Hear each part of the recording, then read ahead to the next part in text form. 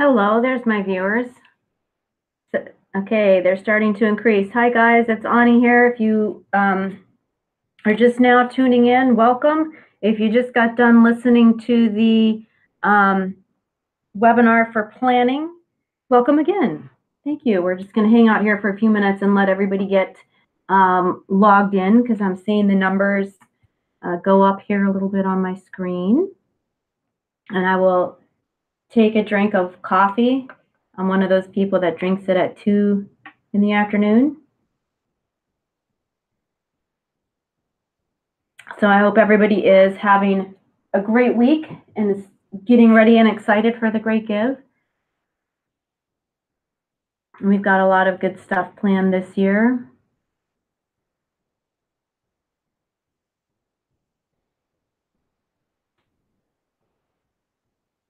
Oh, you can see my screen is leaking. There's my other screen leaking onto your screen. I'm trying to check my comments over here. Okay. I'll give it a couple more minutes.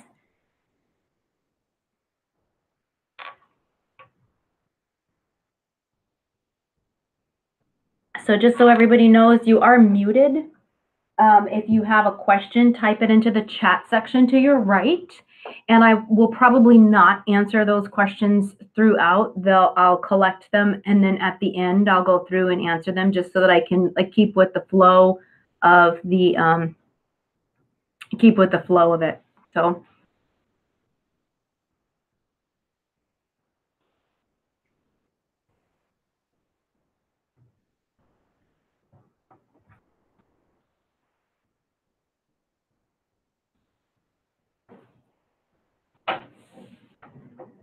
And again, this will be,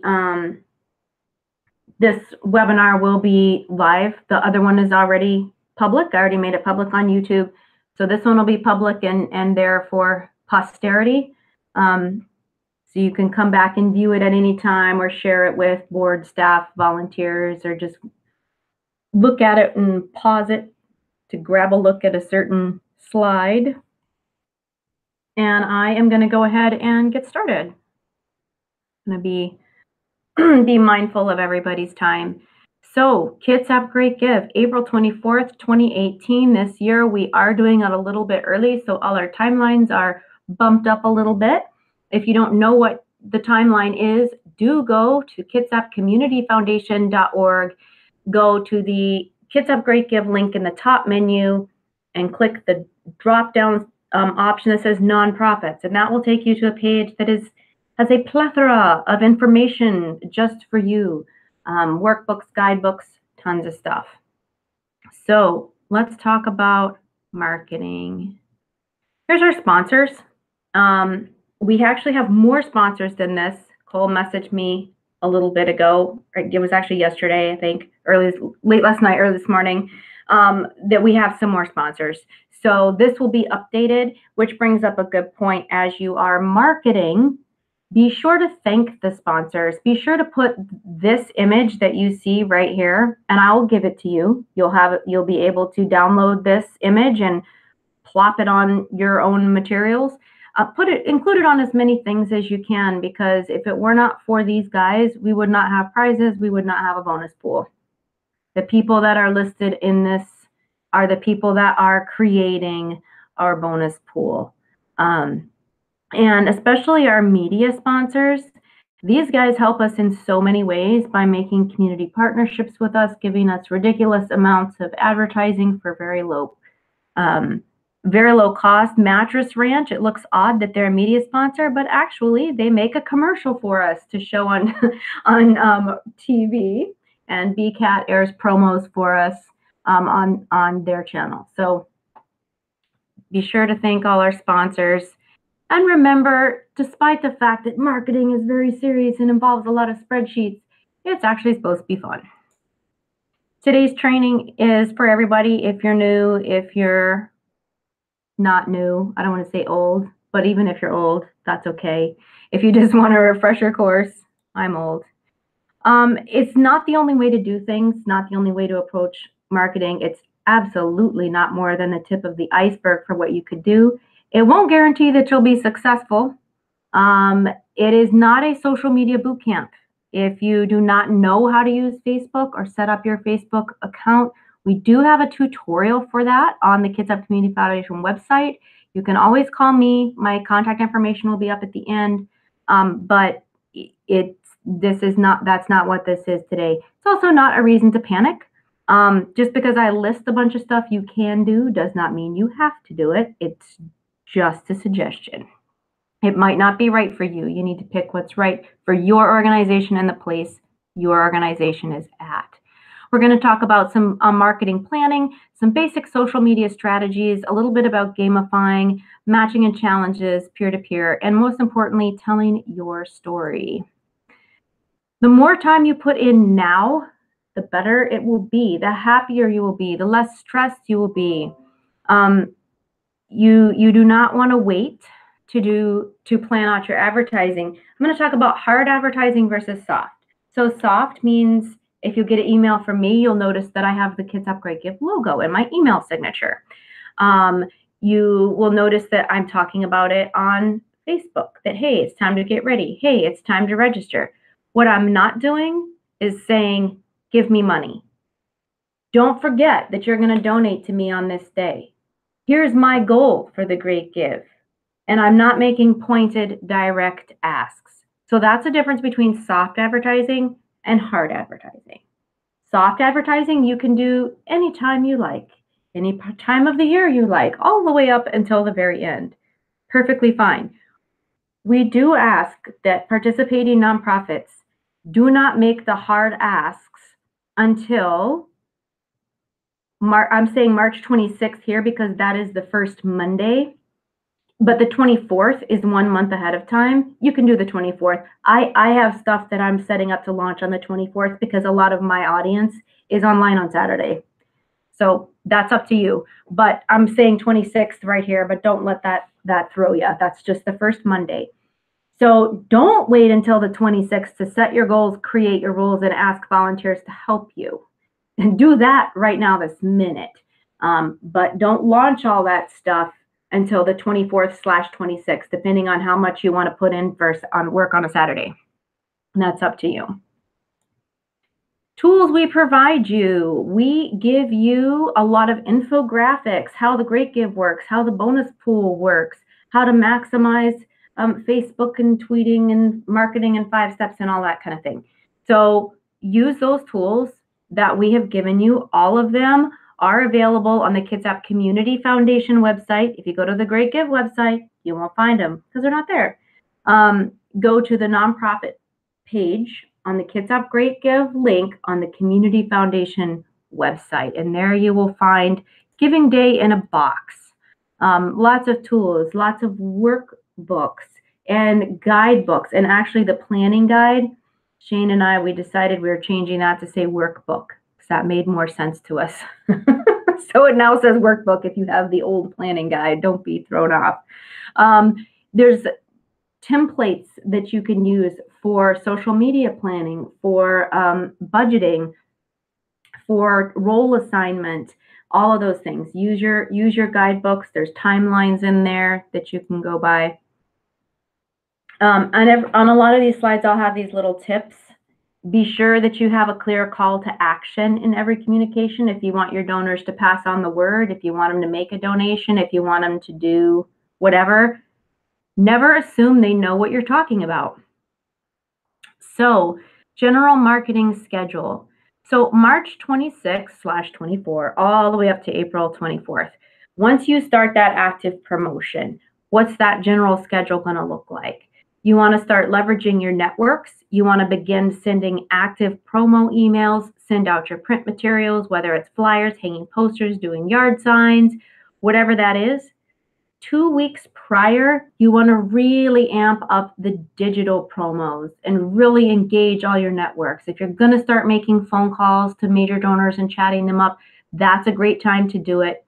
Start sending countdown e-blasts maybe 1 to 2 weeks before. You don't want to start spamming people and sending too many emails, but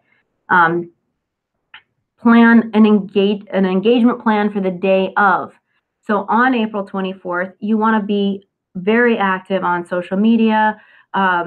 You don't have to be on there hourly. We are, just because of we're the ones hosting it. But go on there regularly, let your donors know how you're doing, create a sense of excitement, congratulate prize winners, not just people that might win a prize you give, but your other nonprofits that are winning the golden ticket or prizes that we hand out. If you run out of stuff to say, you can always share whatever I put up there, because as you know, if you participated before, I post like crazy on the day of. So between now and March 24th. So what do you do before that? So that's the plan that you're going to ultimately be making. But how do we get there? We get there by starting to have donor conversations, get your logo, get the hyperlink to the Kitsap Great Give, decide what you want on your webpage, get your newspaper or your newsletter, article that you want to put out the month beforehand or the month of April. Get all of that done now. Draft your email texts, talk about it with your staff, with your board, with your executive director, with whoever's going to check off and say, yes, I approve this email. Don't wait, get that done now. Start sourcing social media content, saving it, scheduling it. We'll go over that in a little bit. Write and organize your announcements. What are you going to say on the 24th? What are you going to say on April 1st, etc.?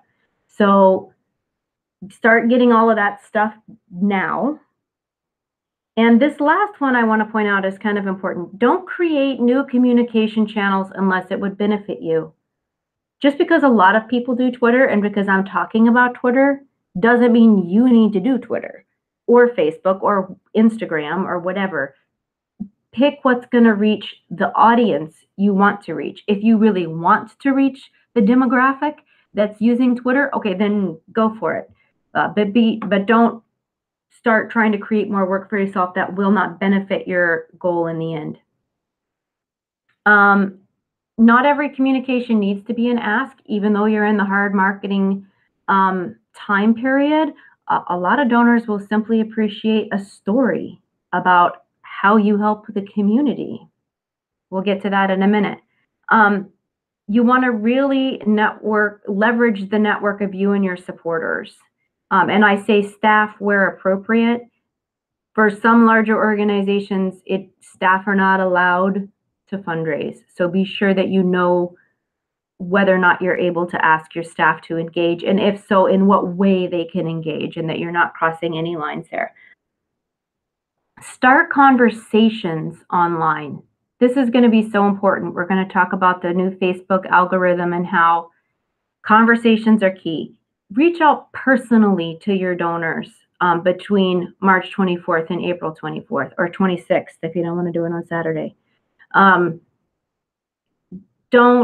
Don't just send out a few, e-blasts and let it go at that. Let them know what you're doing, and really engage with them. If you never have time to do it ever, make the time to do it right now at this point in the year, in the spring, when you're right before the Great Give. Use this opportunity to really form a personal relationship.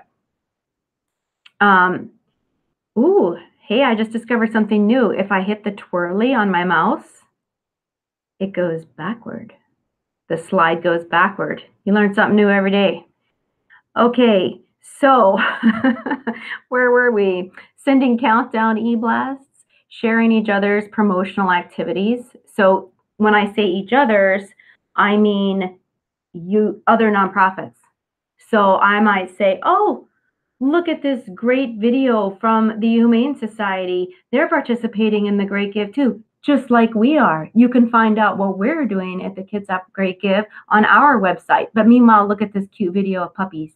And then you can kind of leverage each other's communications and help each other boost your audiences, because the more you're sharing each other's work, the more your posts are going to get into news feeds. Hootsuite. If you've never heard of Hootsuite and don't know what Hootsuite is, I would definitely Google Hootsuite. This now is a great time to start organizing your pre-scheduling posts and pre-scheduling posts for Facebook and Twitter and all of that stuff. And Hootsuite is a great tool, and you can put 3 media channels, so a blog, a Facebook, and a Twitter, all on a free Hootsuite account, and pre-schedule and organize everything with a single dashboard. You can pay a little bit of money and add even more social media and channels. So check that out if you really want to get organized and say you only have one person to handle all that stuff. I use Hootsuite for the foundation, and I like it. 1 to 2 weeks ahead, we already went over that. Some things that you can do, using your website to promote the giving form, pre-scheduled giving, etc. This year, our pre-scheduled giving is going to start April 10th, so it's just a tad bit sooner than 2 weeks, or not sooner, but you have a little bit more time. So April 10th is going to be pre-scheduled giving. And this year, it's going to be a little bit different. Last year, I should actually have changed that. It should say early giving, because last year people would schedule their giving and then we held it and ran it through at the last minute. This year we want it to go very, very smoothly, so that's not what we're doing. It's just early giving. Starting April 10th, they can go online and we'll process that donation right away. It will not show up on the leaderboard until April 24th. So it'll look like pre-scheduled where they're giving it and it doesn't show up on the leaderboard. However, it will be processed right away, because if we're processing them in small batches like that, it's going to go more smoothly. So that's what's happening there, 1 to 2 weeks ahead. Know when your supporters are online. If you are not familiar with Facebook Insights, I would start exploring Facebook Insights right now for your Facebook page and find out. It will tell you when do you have people looking at your posts. On your website, I would get on Google Analytics and find out, hey, what time of day are people actually checking in to what you have to say online? And that'll help you plan a post.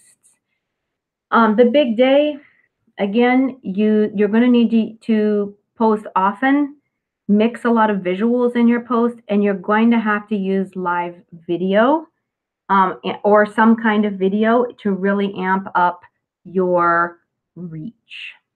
And we'll get into that. Be sure you locate your audience, identify your audience before you start. It may sound really glamorous to create a live video campaign, but if most of your audience is not on Facebook, then maybe you might want to stick to a printed newsletter. So be sure that you're identifying that. Also identify, hey, maybe all your donors do want a printed newsletter, but maybe you're actually trying to move away from that. In which case, you want to get new donors. You're going to want to change your trajectory. You're going to want to pick a different method of communication. So be sure that the method of communication you pick matches with the audience that you're trying to reach, and be realistic about how successful that will be. If it's your first year trying to reach out to, say, an Instagram audience, you're going to still want to work heavily on that printed newsletter, because you're going to want that crowd to at least boost your donations while you started this new track of trying to reach a new demographic. So you definitely want a well-rounded approach. Do not forget your web, and absolutely don't forget in-person contact. Every single year when we do the donor survey, and that's available online, you can click it and see the results of the bulk of the results of the donor survey. What people always say is the number one way they hear about the Kitsap Great Give is from a human being.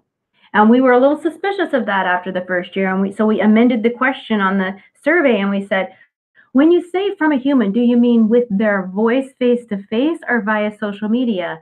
And the response we got was, it's face-to-face. They hear about it from talking to people. So do not discount that. Decide what's best for your organization. What do you already have? What are you already doing? Do you want to open something new? And here's something people forget about. Tell your clients about the Kitsap Great Give. You're helping feed the homeless. Tell the homeless people that you're helping to feed. Tell the hungry people. Tell them what you're doing. Use them to help spread the word. Your clients can be a very valuable source and a valuable resource for themselves effectively, because they are telling the world how you're helping them, and thereby helping you help them. If that was as clear as mud, but you know what I'm saying. Tell your clients about the Great Give. Have them spread the word. Why do I put so much emphasis on social media? Social media, even though we want a well-rounded approach, I do usually spend quite a bit of time telling you about social media as opposed to printed newsletters. Uh-oh, Shane, you updated our Dropbox and I forgot to turn off my updating. So, so everyone knows we've updated it. This is why social media matters. So all these stats are from the Pew Research Center. They haven't given new stats this year, so these are some older stats. So given my experience, what I would guess is that if Pew released new research, the numbers would be even higher. Basically, the whole world's on Facebook. All of the whole world and their cousins are on Instagram, and then you have Twitter, Pinterest, and LinkedIn, and so on. So every day, people are on Facebook. Over 3/4 of the people that use the site are on Facebook every single day. So these statistics can just let you see how powerful your reach can be with social media. So you need to find your platform, though, as I've been seeing all along. What works for one might not work for another. So most people are safest going with Facebook, because most people are on Facebook. As you can see, it rises well above the rest. Okay. And this is the most recent data for all this from the Pew Research Center is January of 2016. So, getting started. Set up your account. If you don't have one, don't wait until, maybe March 15th to set it up. Do it now. Go through the tutorials about how to set up a Facebook account for a nonprofit. I have one on the Kitsap Community Foundation website. If you don't like the one I've done, or it doesn't answer all your questions, go to YouTube. There is a tutorial for everything on the planet on YouTube. I'm pretty sure there are tutorials for how to do your own kidney transplant on YouTube. Use them, find one that works for you for how to set up accounts and work it. Start building your audience right now. Start finding your content right now. Create your posting schedule now, and be realistic. If you are actually setting up your account tomorrow and your goal is to have 10,000 likes on Facebook by the end of the Great Give, you might not be being very realistic about it. So understand why you're doing it, what your goals are, and if that goal is actually something that's really reachable for your organization at this time. Facebook. Basic tips. When in doubt, share. We will be posting, we will have an aggressive social media campaign. If you are lost or can't find anything, you can always share what we have. Share news articles about the causes your nonprofits work for. Articles, blog posts. Very important is success stories about what you do with your clients. Obviously, be sure that you are not violating any privacy issues or rights, or if your organization is bound by HIPAA, keep that in mind. Share web updates that other nonprofits are sharing. Use a schedule. We provide a sample in Excel, or you can use Facebook's pre-scheduled posting, or both. I do both so that it's doubly organized. And I use the Excel for a little bit more in-depth planning, whereas the Facebook pre-scheduled is just to actually get it ready to roll. So use your schedules, If you forgot how to pre-schedule a post, that's in this tutorial to set up your Facebook account. You can just fast forward past the beginning part and look at how to pre-schedule. Assign a responsible party for Facebook and be realistic. If you're assigning a responsible party that's never used Facebook before, or their grandkid just told them how to use it last month, that might not be the person that you want to do the strategic posting for your nonprofit for an event that's the whole entire county will be focused on the nonprofits of our community.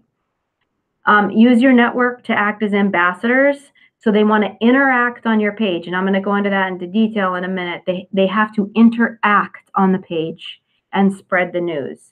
Know who your power users are. So if you have a staff member, a volunteer, or a supporter who likes your Facebook page and they have like 1,500 friends, you might want to reach out to that person to be as a part of your like and share and conversation team. Likes. The algorithm. What have they done now and why? Why have they done it? So basically, liking and sharing isn't good enough anymore to get your Facebook reach. So what happened? According to Facebook, they have decided that they want to clean up everybody's newsfeed, stop getting a lot of ads in there, and really return Facebook back to being about keeping in touch with friends and family. That sounds very altruistic of them, and maybe it is, but it is also true that in doing so, they now are going to have a lot more people paying them money to place ads because they are no longer populating news feeds based on how many likes and shares a post gets. So the days of getting a team, you're saying all your board members to go on and get them and all their family to like all your posts and share all your posts a dozen times, while that may still help, it's not going to have anywhere near the impact that it once did. Now, rather than simply liking and sharing, I'm not saying stop that, you still want to do it. You have to have a conversation. And by that, I literally mean that the more comments on a post you have, the more it will reach news feeds. So you will have to set up a team of people within your organization or donors or volunteers or whatever to have a conversation on your posts back and forth. Comments must happen. If you do not have those, you may already have, we certainly have. We have already seen noticeable drops in news feeds and how many news feeds your posts are getting into. So you might have noticed I've been posting some live videos lately. Now I usually do that on the day of and also the few days leading up to the Great Give, just because it's the fastest, best way to get information out. But there's a whole nother reason to do that now. This is because videos, and most specifically live feeds, they will get preference with this algorithm. So you're still going to get really high newsfeed delivery with videos and especially live feed if you are not, but you don't want to video people like crazy. So any posts that are memes, articles, etc., you want to encourage people to have a conversation on that post. Again, this is supposed to help you reconnect. It is supposed to limit ads and product placement. So if you are not, even if you are able to create like just a awesome team of commenters, you do need to think about boosting posts and getting ads. It's not that expensive. You can reach up to, I think it's something like 5,000 more people by spending $50. Whether or not that you can specifically set your target audience. And I will be sending out in an e-blast a set of tutorials about how to make a good video, how to boost a Facebook post and stuff like that. So we'll be sending out some tutorials on that you can watch if you're interested in doing that. But do know that that will be a big factor. So while it is frustrating that they've changed the algorithm in this way, the main thing is if you have a story to tell, you're telling it well, and you have a broad-based communication network, and you're actually putting in time and effort, not just to post random news stories, but to have meaningful communications with your supporters, you're going to be okay. It's going to take a little bit of adjustment, but you're going to be fine. It's not the end of the world. Ask for advice. So if you write a Facebook post or a Twitter post or say, hey, this just happened, what do you think? And you can actually, there's now a whole brand new, I've talked about like farming before. There's a whole brand new way of like farming. So they post up like a picture of an old hand beater and say, oh, if you know what this is, comment and share. Like farming, don't comment and share, because that person's actually trying to get a bunch of people to comment and share, and that's going to drive up their newsfeed delivery. And then the next 2 posts they make after that are going to end up in more news feeds. So the next 2 posts they make after that are probably advertisements. So be careful about those posts you see when people are farming your likes, but that's what they're doing. You can do something like that, maybe not as insidious as the crazy people posting pictures of hand blenders, but or hand mixers, but you can use that concept in order to get people to interact, ask for recommendations, share news that you know people actually want to talk about. So finding some obscure blog post may or may not help you, but finding a news story that's relevant that people are already talking about, that will help you. Doing a live broadcast is great. However, be careful about the live broadcast. I have a friend, bless her heart, she's always doing these live broadcasts, but they're just painful to watch. She's got it's at an odd angle, the wind's blowing into the phone, there's like the bright sun behind her head, and you're like, is that you? What do you do? What is she doing? Is she playing a drum? I don't get it. So if you're going to do a live broadcast, make sure it's a place where people can hear you and it's quiet. The lighting is good so they can see you, and you don't want them to be seeing either down your shirt or up your nose. So make sure you know what you look like in your live broadcast. And most important of all, have something to say.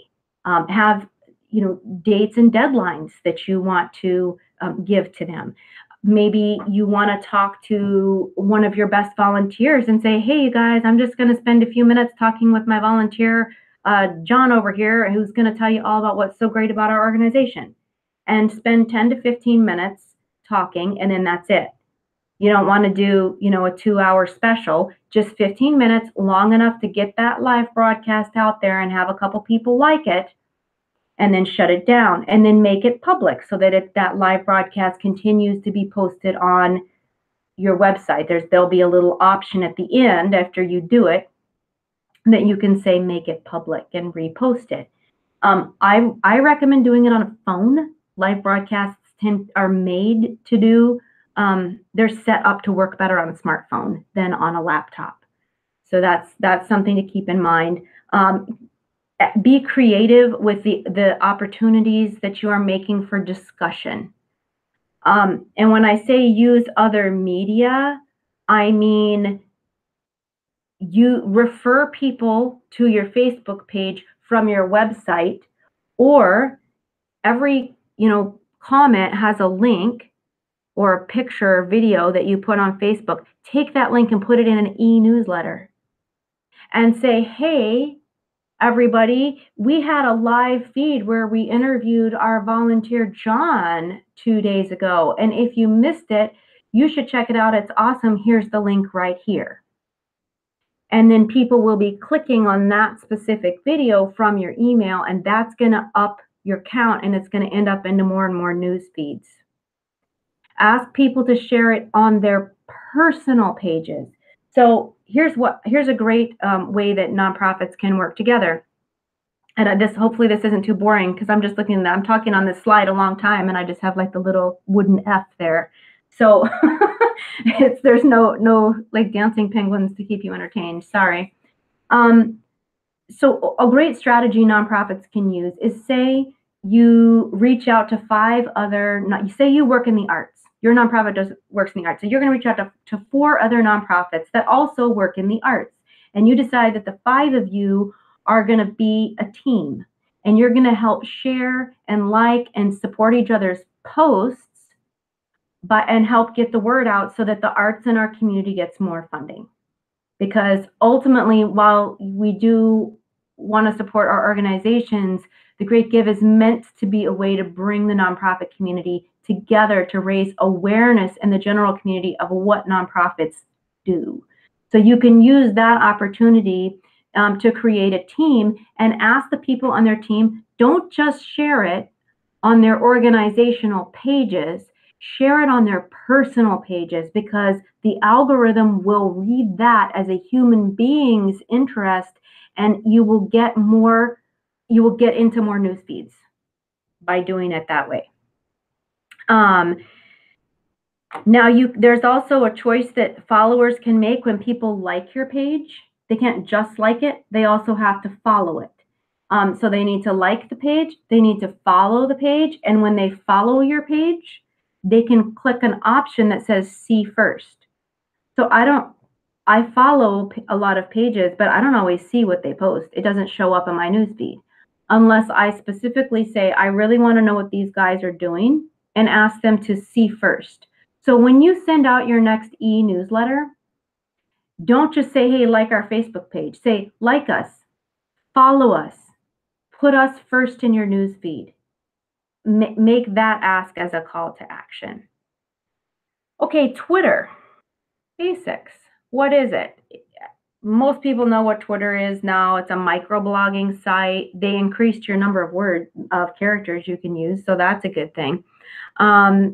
It grows like crazy. Everybody's always on Twitter. There's over a billion accounts. Not all of them are very active. And as we've all seen in the recent political climate, there are a lot of tweets going out every single second. Should you use it? That's a whole different ball of wax. Yes, a lot of people are on it, but are those people you want to interact with? Does your donor demographic actually use Twitter? Do you want to break into a donor demographic that does? If the answer to both of those is no, then just put down the tweets and walk away. If you're already on Twitter and you really want to expand the audience or really want to, up your game, be aware that you're really going to need a mobile device, and Twitter is something that you need to do all the time. And there are trolls. Trolls are a very real thing. If you're brave, you can leverage trolls who might say something really nasty, and say you're an organization that helps immigrants, the LGBTQ community. You're going to get some trolls. And you can either use those trolls as leverage to get into a news feed, because they're going to start a big argument, which is a lot of comments, and the more there's arguments, the more feeds it's going to get into. But do you want the hassle?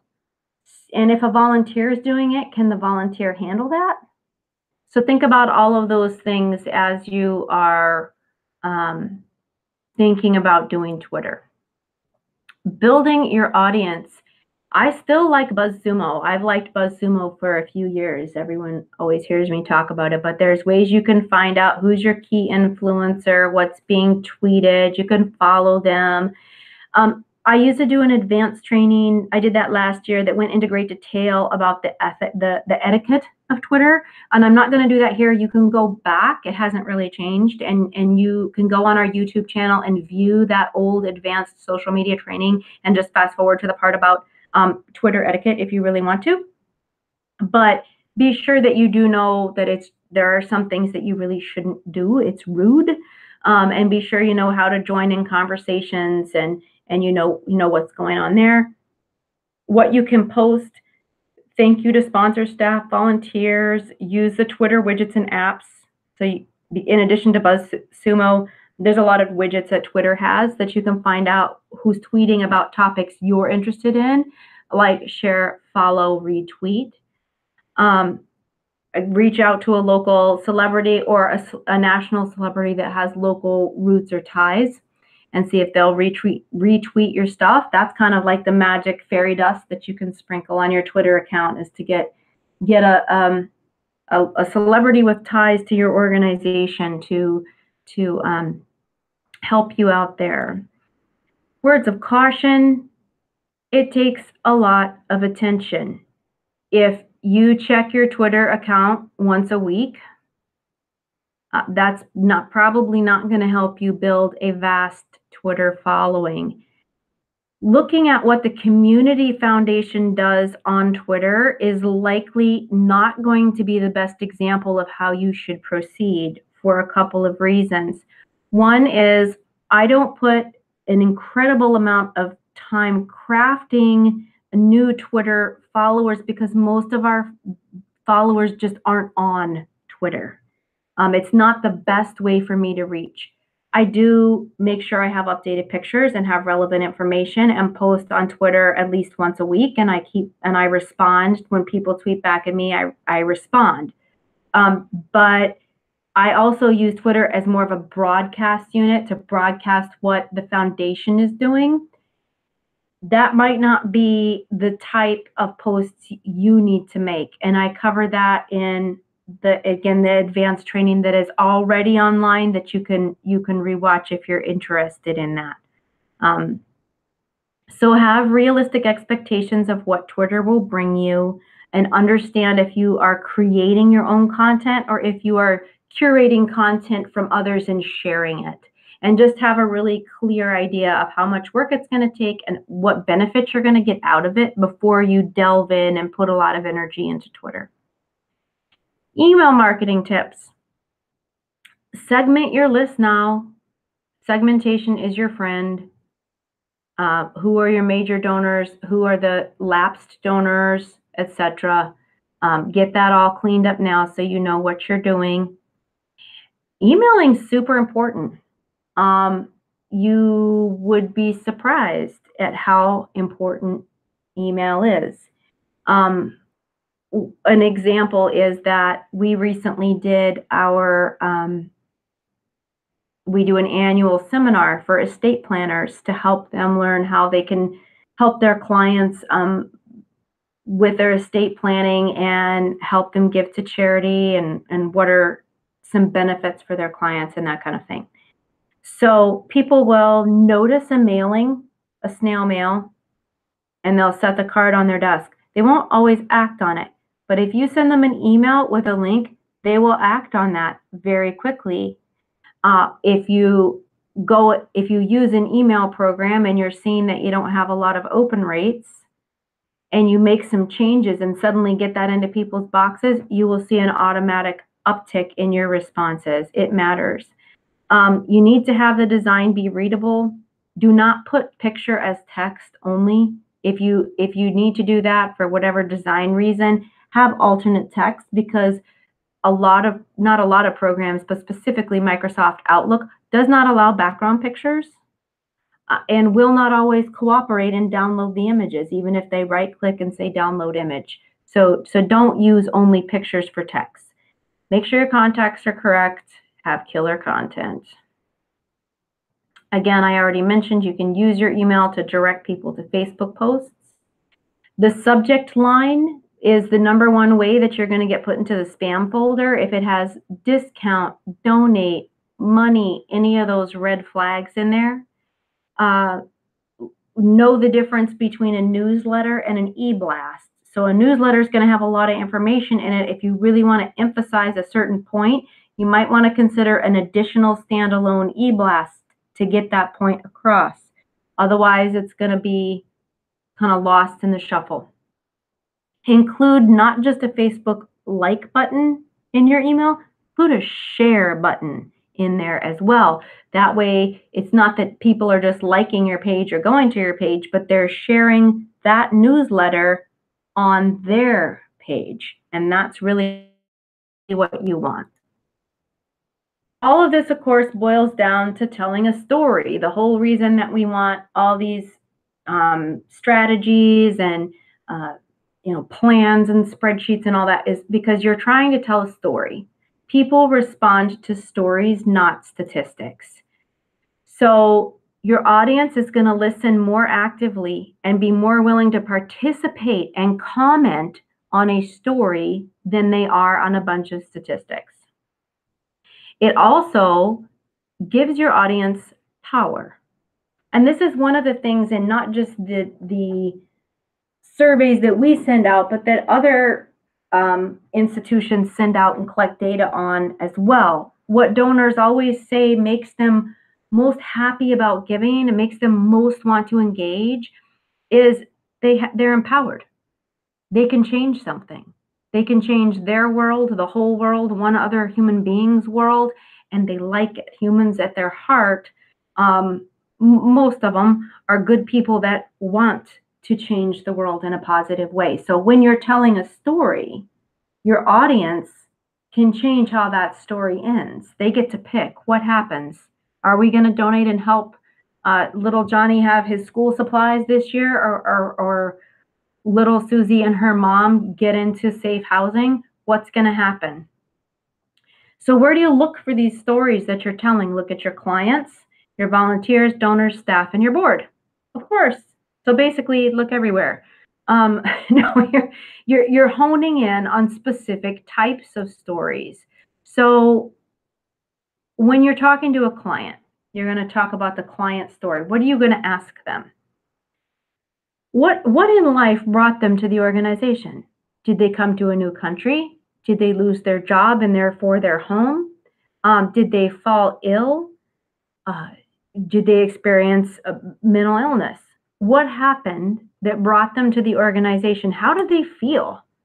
Were they hopeful? Were they terrified? Were they just embarrassed? Were they angry? What did the organization give them? What did you give them? What did you do that helped them? Ask these questions. Out of these questions will come the storyline of your client's tale.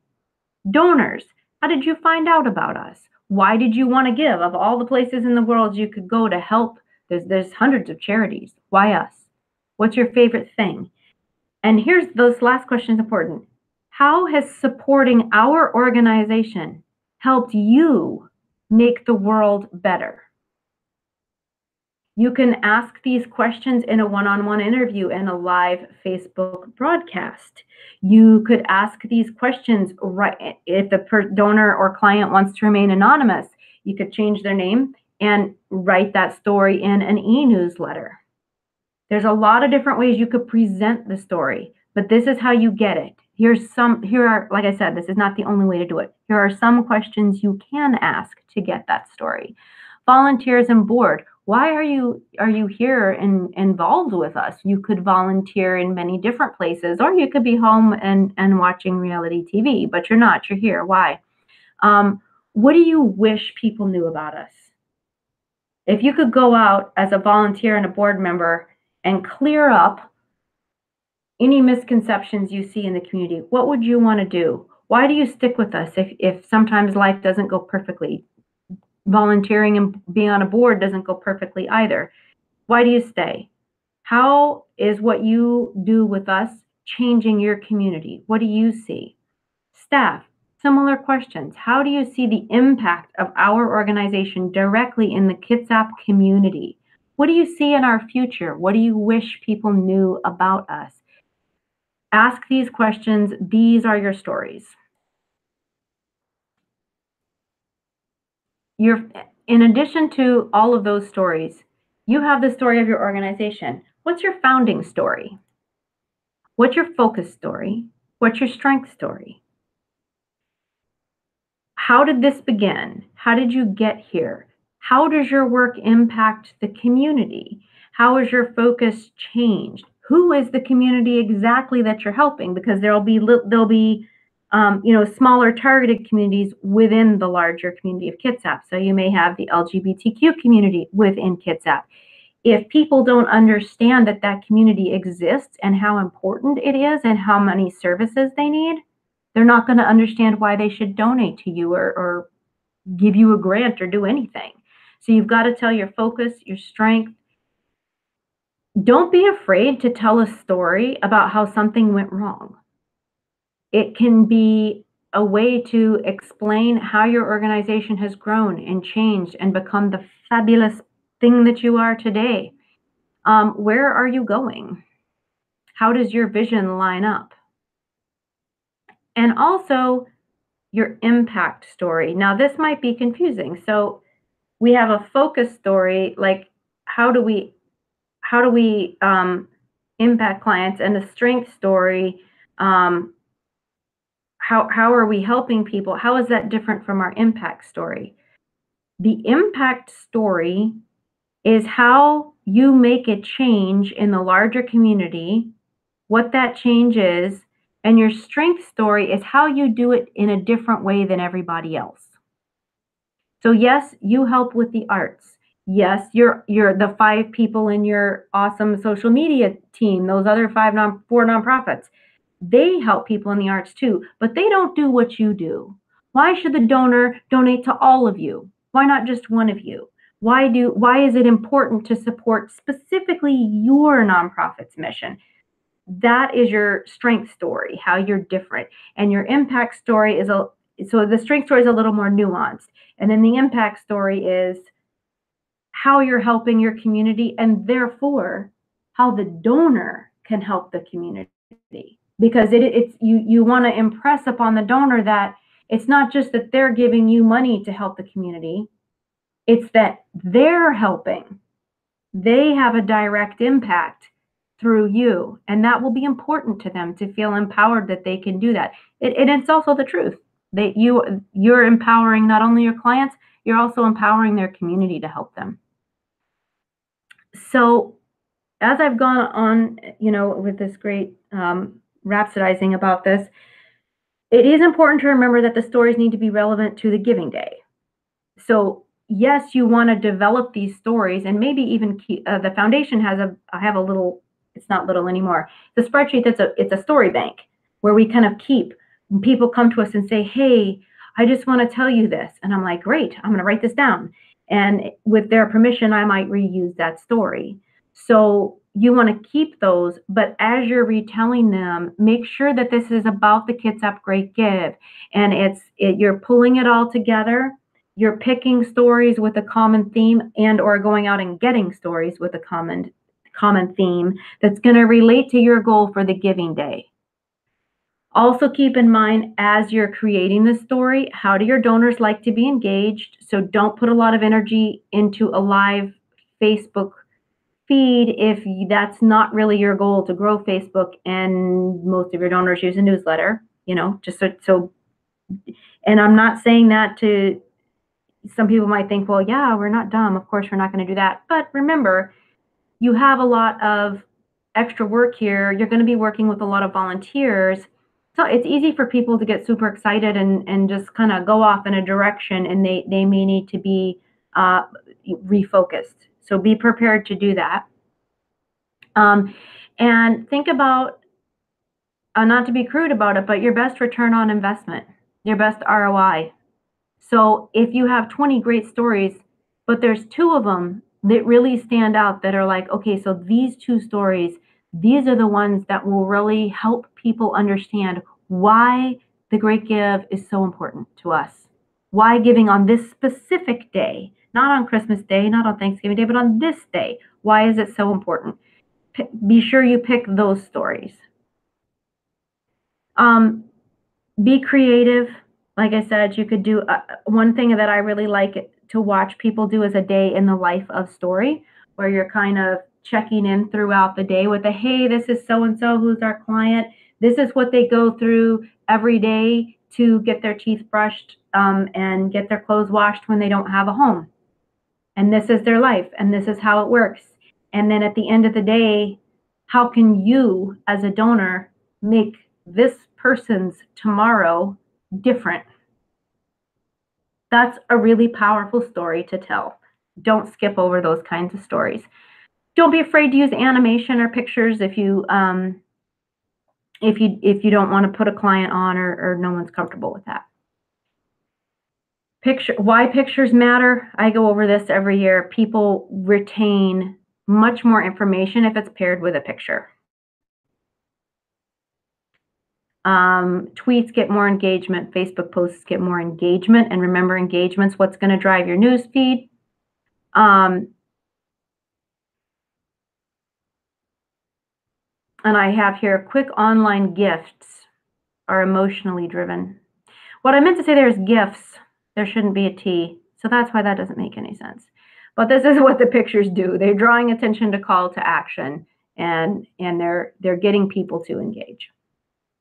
If you don't have a lot of experience creating pictures and don't know where to go, Canva and PictoChart are fabulous tools. Not only are they tools you can use to edit the image, but they provide stock images, royalty-free stock images for you.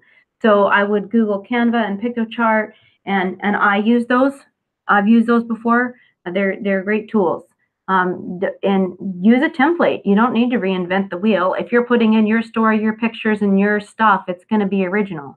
So go ahead and use the template and don't fret about it. Again, don't forget the basics, your goal, your mission, target audience. What emotions do you want to evoke? Stay consistent. Don't use 3 different logos. You know, have high standards for it. Don't just say, oh, well, it's just a great give. Just let it go.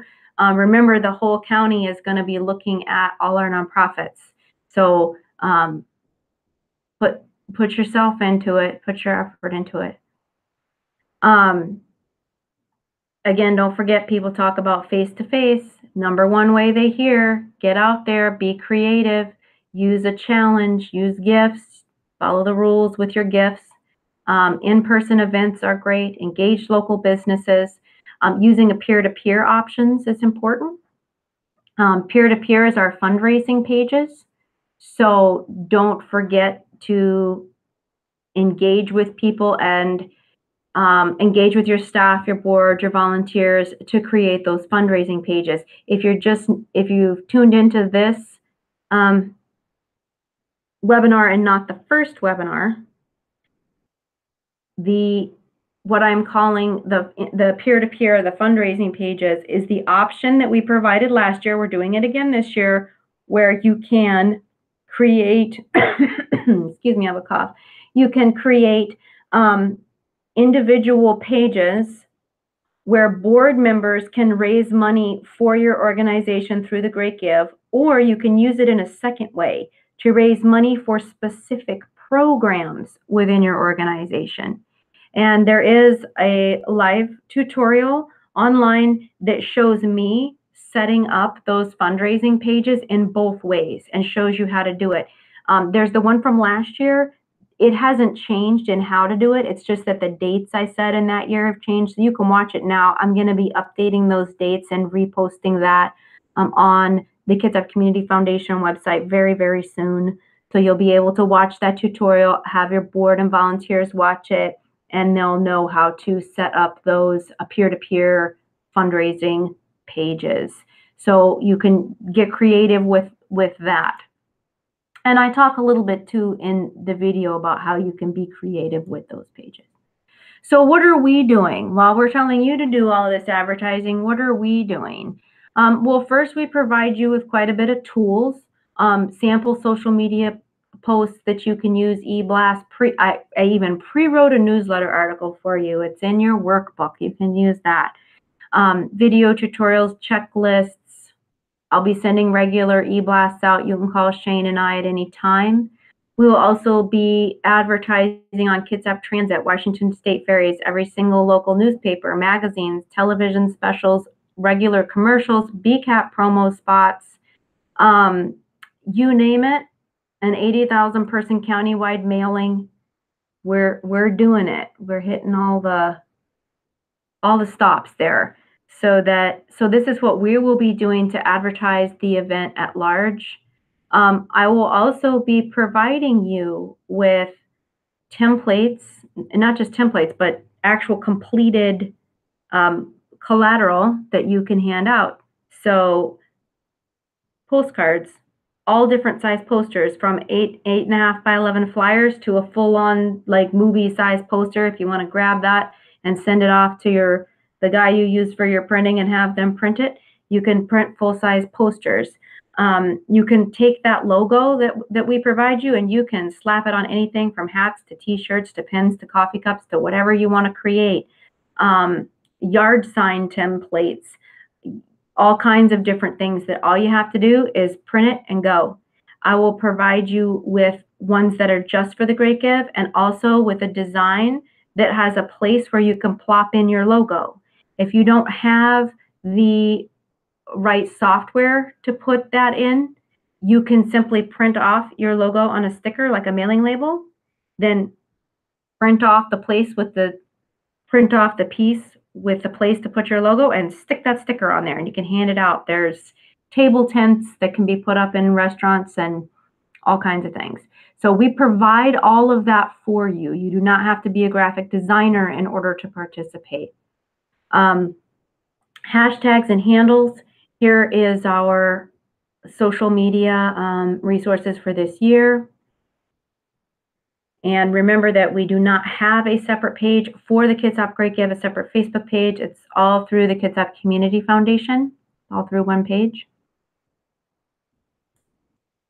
Other helpful learning opportunities, Kitsap Center for Nonprofit Excellence. If you don't know what that is the educational arm of the Kitsap Community Foundation, where we have workshops 4 per year.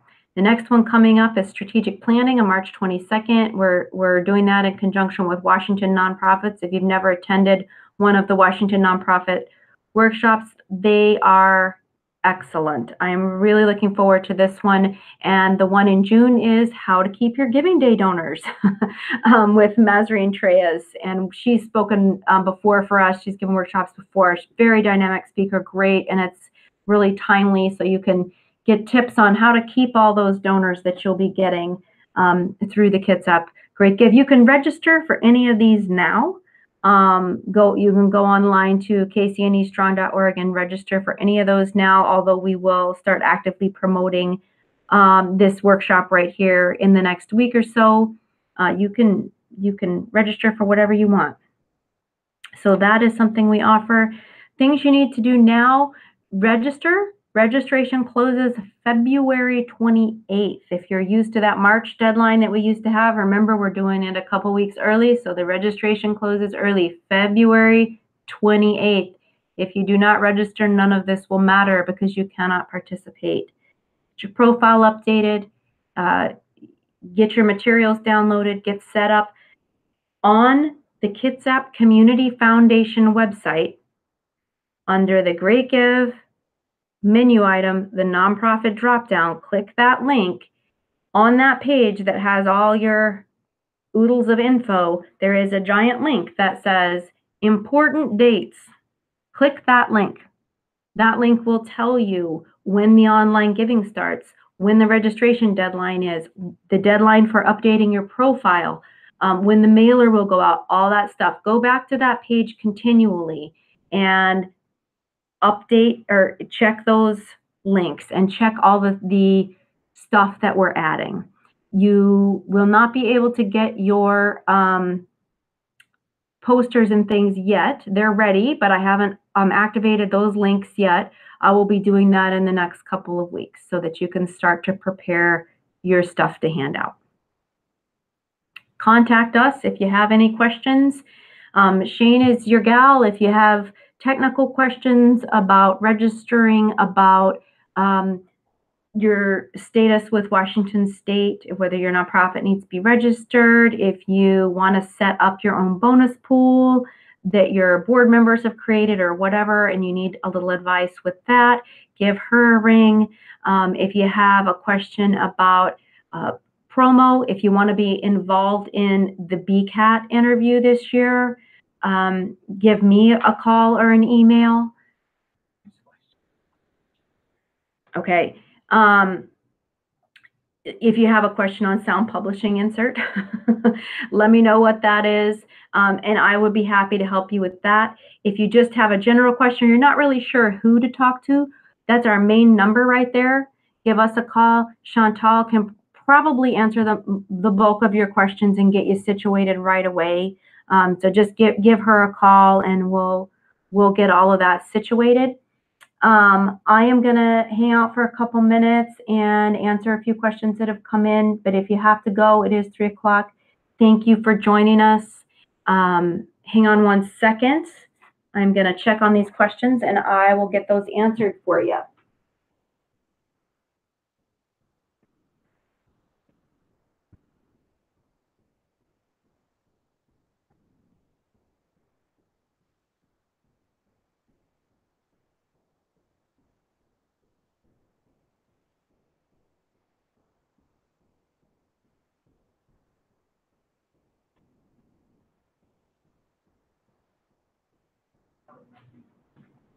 Okay, so I've got some questions on the Sound Publishing insert. So Sound Publishing is the company that puts together all the local papers, not the Kitsap Sun, but all the other local papers. And they offer a chance to have an ad placed in their paper at an extremely reduced cost. Sound Publishing will contact you to offer you that ad. So how you get the ad is first you have to register, because if you're not registered, they won't offer you the discount. Once you register and registration closes, we will send Sound Publishing the contact information that you give us when you register. Once that happens, they will contact whomever you put as the contact person and give you the prices that year for the ad. So that's how you get the ad in Sound Publishing, and they will contact you. Do not go into your local news office and ask about it because they won't know what you're talking about. You need to wait for the main Sound Publishing headquarters office to contact you. There's a question about who designs your profile page. You do. When you go in and register, everything that you put into those blanks, those boxes, that's your profile page. At the bottom of that registration, which is where after you register, and if you watch the tutorial that's on the Kitsap Community Foundation page, that tutorial will go into detail about how you can update what's in there. That's what shows up on your profile. So your mission statement, all the pictures you upload, I can't remember if you can do videos this year. No videos, just pictures. So that's what's on your profile page. So whatever you put in there is what shows up. It's a basic template, so we don't change it or design it or anything. It's just part of the platform, but whatever you put in there is entirely up to you. You have until March 15th to get that profile updated. So be sure you click your important dates link on the website and find out when that is. Okay, guys, I'll stick around for a couple more seconds. It looks like my viewers mostly have clicked off. And I will just say thank you for joining us. And good luck in the Kitsap Great Give. And everyone have a great afternoon.